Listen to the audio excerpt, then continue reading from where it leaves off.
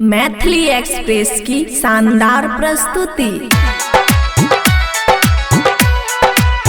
खुशी recording studio बलुआहा। कते दिन से रखने रिहा तोरा धन हो,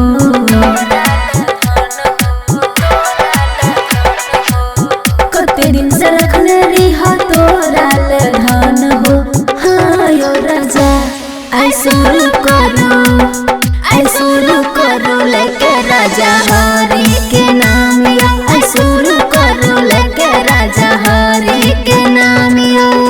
कते दिन से रखने रिहा तोरा धन हो, कते दिन से रखने रिहा तोरा धन हो। हाँ यो राजा आई शुरू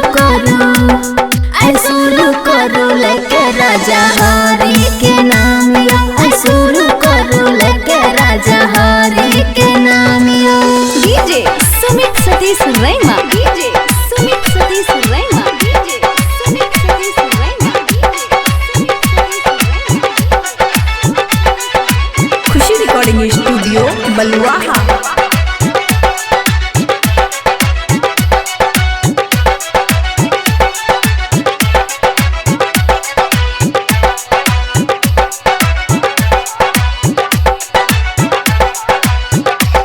बनबै छी किया दूरियो, बुझू नहीं मोर मजबूरियो। लागल छे मनावा हमें आसियो, लागल छे मनावा हमें आसियो। बनबै छी किया दूरियो, बुझू नहीं मोर मजबूरियो।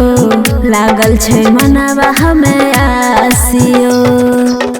होने बर्दाश्त लागल चल जाइत जान हो, होने बर्दाश्त लागल चल जाइत जान हो। हाँ यो राजा आई शुरू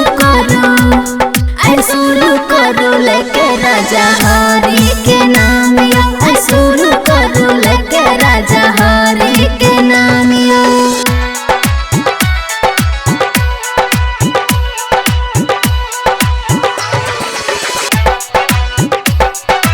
खुशी रिकॉर्डिंग स्टूडियो बलुआहा।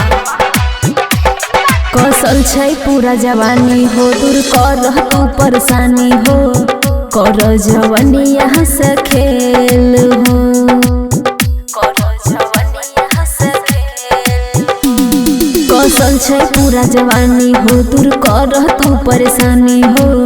कर जवानी यहाँ से खेल हो। राइटर सुमित साजन बात ले तू मान हो, राइटर सुमित साजन बात ले तू मान हो।